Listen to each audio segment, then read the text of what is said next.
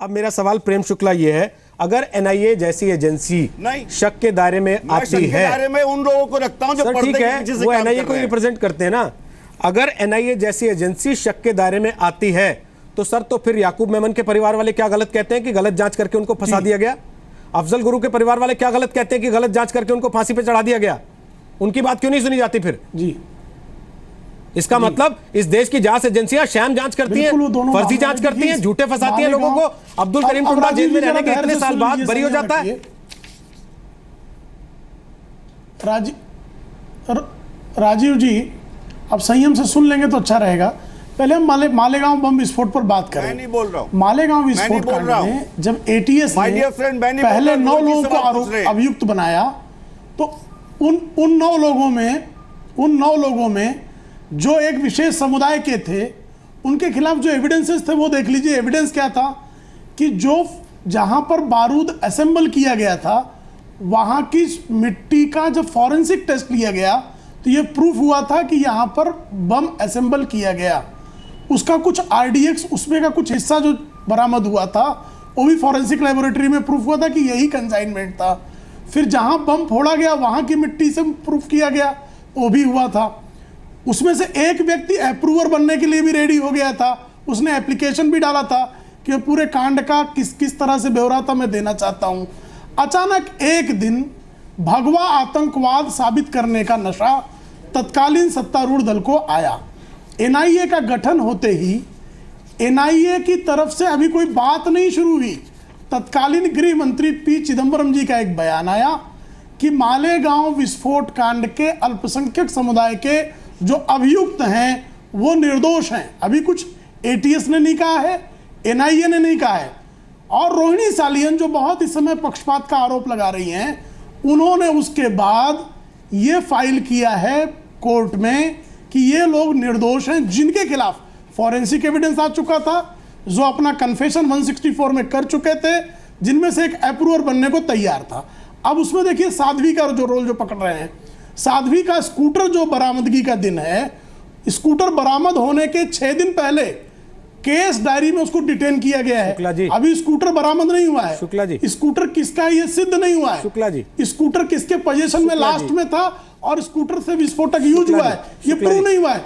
उसके 6 दिन पहले वो डिटेन कर ली जाती है। शुक्ला जी, ये सारी बातें करता है सर, ये सारी बातें जांच एजेंसियां और वकील रख रहे हैं। मेरा सवाल सर ये है, देश की सत्ताधारी पार्टी के प्रवक्ता होने के नाते, उसके नेता होने के नाते, आप मुझे सिर्फ एक लाइन में ये बता दीजिए, क्या एनआईए सरकारों के दबाव में काम करती है? पहले इस प्रकरण क्या एनआईए ने अब तक सरकारों के दबाव में काम किया है? चर्चा करने बैठे हैं, पहले उस प्रकरण को समझ लेंगे। नहीं, मैं पहले इस प्रकरण को हम समझ लेंगे तो मुझे लगता है कि आपके प्रश्न का जवाब मिल जाएगा। आपका जो प्रश्न है कि क्या हमारी एजेंसी से काम करती है, आपका प्रश्न है, ये एजेंसीज करती नहीं थी। एक स्पेसिफिक मामले में भगवा आतंकवाद साबित करने के लिए, एक परसेप्शन डेवलप करने के लिए, राष्ट्रीय स्वयंसेवक संघ को बदनाम करने के लिए, भारतीय जनता पार्टी को कटघरे में खड़ा करने के लिए एक हिंदू आतंकवाद का बीजूका खड़ा किया जा रहा था। और उस बीजूका खड़ा करने में किस तरह की गलतियां हुई है वो आप देखिए। कोर्ट ऑफ इंक्वायरी साफ शब्दों में कह रही है कि कर्नल पुरोहित का कोई लेन देन विस्फोट, कोर्ट ऑफ इंक्वायरी कोई तब तक जो है भारतीय जनता पार्टी शासित राज्य की कोर्ट ऑफ इंक्वायरी नहीं थी, तब वो कांग्रेस शासित राज्य की कोर्ट ऑफ इंक्वायरी थी, उसको आप अस्वीकार करते हैं। आप जो है नार्को टेस्ट होता है उसको अस्वीकार करते हैं। आप जो जिनके खिलाफ सबूत है उनको छोड़ दे रहे हैं, जिनके खिलाफ सबूत नहीं उनको पकड़ ले रहे हैं, क्योंकि आपको एक भगवा आतंकवाद का जो है परसेप्शन क्रिएट करना है। ठीक है, इसके पहले जो याकूब मेमन का मामला है, सारे सबूत उसमें है। दुनिया की किसी भी एजेंसी के मामले में, करीम टुंडा, सारे सबूत है उसके मामले में। आप अफजल गुरु, सुप्रीम कोर्ट तक ने सारे सबूतों को माना है, पुष्ट किया है। सर मेरा सवाल ये था, रिपोर्ट के बाद शुक्ला जी मेरा सवाल ये था, शुक्ला जी मेरा सवाल ये था, अगर एजेंसियां इस देश की गलत जांच करती हैं, अगर इस देश की एजेंसियां गलत जांच करती हैं, शुक्ला जी, अगर वो साध्वी प्रज्ञा से मकोका हटाने को कहती हैं, कर्नल पुरोहित से मकोका हटाने को कहती हैं, ये गलत है, तो इसका मतलब मामले में सर पर्टिकुलर सर ग्रुप को सर मैं समझ गया आपकी बात, ये सत्य है, मैं आपकी बात समझ गया सर, जो आप कहना चाह रहे हैं। रेगुलर जो है यहाँ की एजेंसियों का काम नहीं है। शुक्ला जी, मैं ये बात समझ गया जो आप कहना चाह रहे हैं। मेरा सवाल ये है कि अगर साध्वी प्रज्ञा, कर्नल पुरोहित, इनके मामले में अगर एनआईए कह रही है कि इनके ऊपर जो आरोप लगे वो गलत हैं, उस हद तक नहीं है कि मकोका लगाया जाए, और ये कहा जाता है कि एनआईए दबाव में जांच कर रही है, तो ये क्यों ना कहा जाए कि एनआईए ने इसके पहले जब यूपीए सरकार में सैकड़ों मुसलमान लड़कों को सर पकड़ के जेलों में बंद कर दिया आरोपों में आतंकवाद के राजीव त्यागी, क्यों नहीं लगता फिर उस गिल्ट को कम करने के लिए ये असीमानंद, साध्वी प्रज्ञा, कर्नल पुरोहित, भगवा आतंकवाद, ये सब गढ़े गए किसी लेबोरेटरी में बैठ के, क्यों नहीं लगेगा लोगों को?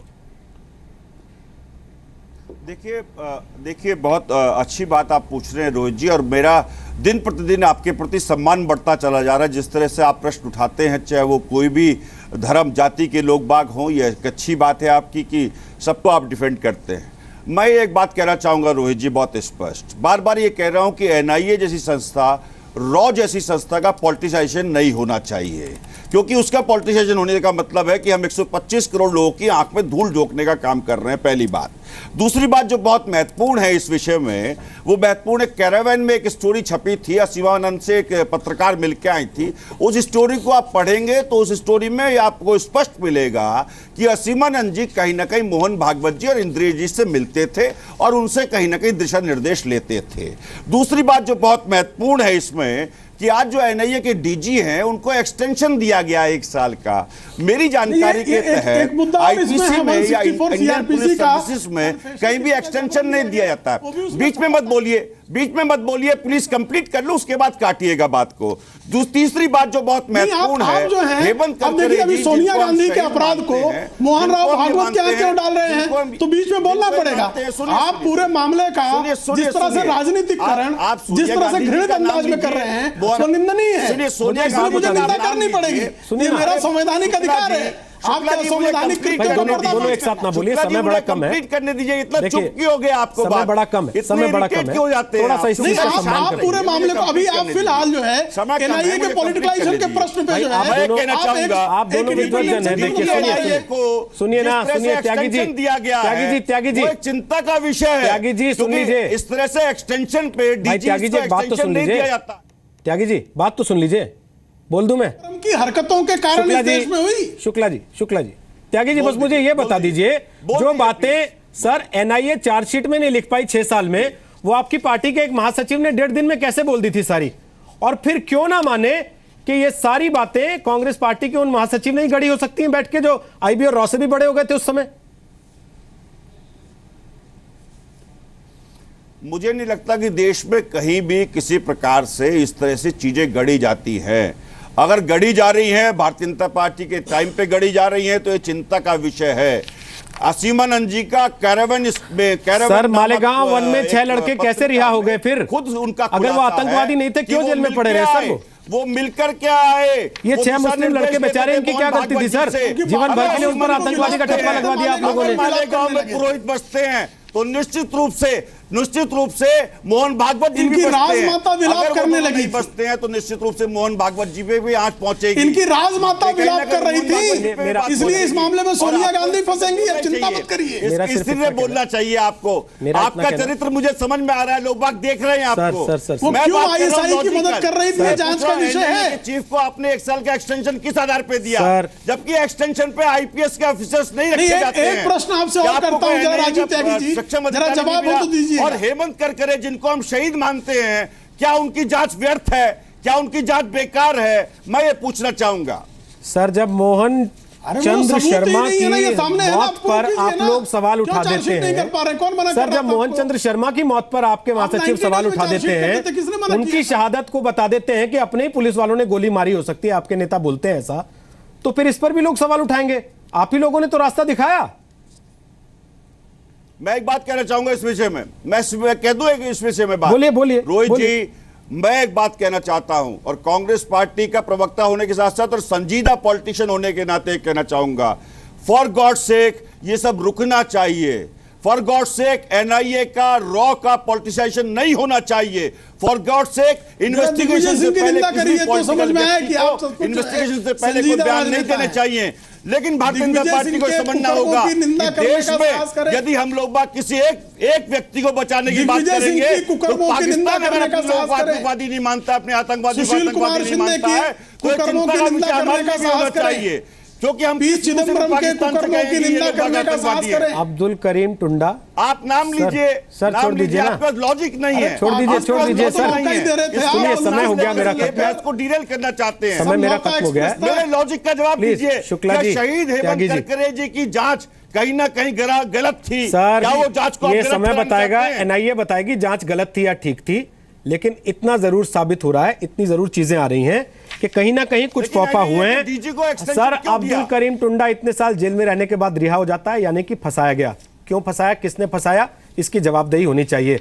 इतने सारे लड़के बच्चे जिनका जीवन बर्बाद हो गया मालेगांव वन में, जेल में बैठे रहने के बाद उन पे आतंकवादी का ठप्पा लग गया, अब एनआईए की जांच के बाद वो रिहा होते हैं, उनके जीवन को बर्बाद करने की जिम्मेदारी कौन लेगा? सर इसकी भी जवाबदेही होनी चाहिए। और अगर उसी तरीके से पहले कोई कमेंट नहीं होना साध्वी चाहिए, प्रज्ञा और कर्नल पुरोहित भी रिहा होते हैं, चिदम्बरम को गिरफ्तार करना पड़ेगा, तो इसकी भी जवाबदेही होनी चाहिए। हमारे अफसरों को फंसाया जाता है, लेकिन नेताओं से कोई सवाल नहीं पूछा जाता। नेताओं पर भी, उस समय के मंत्रियों पर भी जिनकी जिम्मेदारी होती है, उन पर मुकदमे चलने चाहिए बाद में, गलत तरीके से लोगों को फंसाने के लिए। बहुत बहुत शुक्रिया आप दोनों का।